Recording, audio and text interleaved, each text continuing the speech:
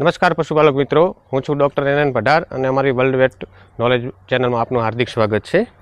હવે હું આજે એક એવા કેસ વિશે વાત કરવા જઈ રહ્યો છું કે એ ખાસ કરીને ડોગની અંદર વધારે જોવા મળતો હોય છે અને એ કેસની આપણે કેવી રીતે ઓળખવો, એને કયા નામથી આપણે એને ઓળખીએ છીએ, એ કેવી રીતે થાય અને ડોગમાં થાય તો એ કેટલો ખતરનાક છે અને એની ટ્રીટમેન્ટ માટે આપણે શું કરીએ. હવે આ મારી જોડે આ ડોગ ઊભો છે, તમે દેખો એનું આખું આ પેટ આખું ફૂલી ગયું છે.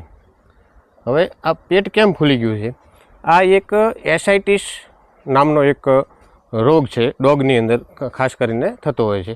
આ 1 વર્ષનો ડોગ છે અને આ એના પેટની અંદર આખું પાણી ભરેલું છે. આપણે આમ કરીએ તો તમને પાણી ભરેલું હોય એ રીતે ફીલ થાય છે. હવે આ થવાનું કારણ શું અને થાય તો આપણે કેવી રીતે એને સાજો કરી શકીએ એના વિશે થોડી આપણે ચર્ચા કરીશું.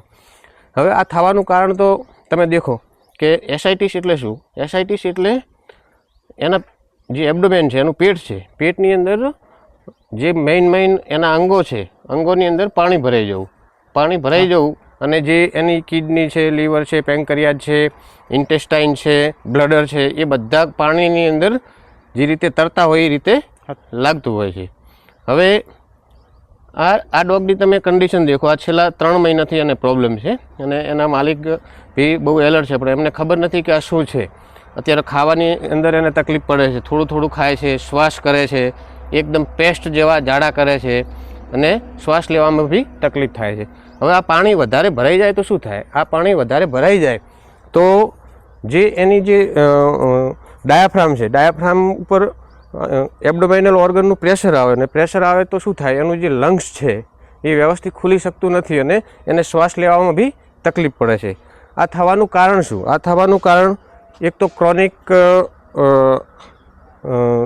લીવર ફેલર હોય તો એનાથી થતું હોય છે, હાર્ટનો કોઈ ડિઝીઝ હોય તો એનાથી થતું હોય છે, કિડનીને રિલેટેડ કોઈ પ્રોબ્લેમ હોય તો એનાથી થતું હોય છે. અને ઘણી વખત આ એટલો બધો ફેટલ છે કે આને રિકવર કરવો બહુ તકલીફ જેવું છે. હવે આના માટે આપણે શું કરી શકીએ? એના માટે આપણે એને વ્યવસ્થિત એન્ટીબાયોટિક છે, સ્ટેરોઇડ છે, એની જે ઇન્જેક્ટેબલ ટ્રીટમેન્ટ છે, ફ્લૂઇડ થેરાપી છે, એ બધું આપી અને લોંગ ટાઈમ ટ્રીટમેન્ટ આપીને આપણે એને ઠીક કરી શકીએ છીએ.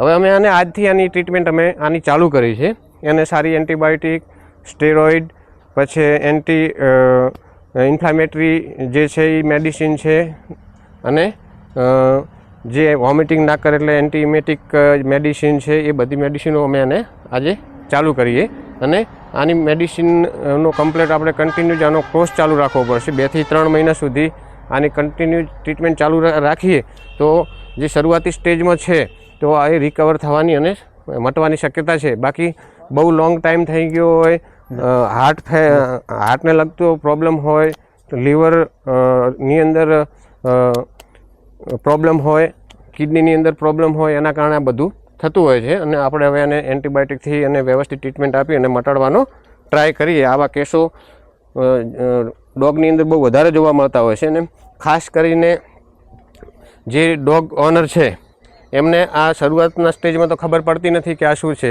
એમને એવું લાગે કે થોડું પેટ ફૂલાય અથવા કાધું પીધું હોય કે ગમે તે હોય એના કારણે થયું, પણ ધીમે ફ્લૂઇડ વધતું જાય છે અને એને શ્વાસ લેવામાં બી તકલીફ પડતી. દેખો આખું આનું અત્યારે ફ્લૂઇડ ભરાઈ ગયું છે.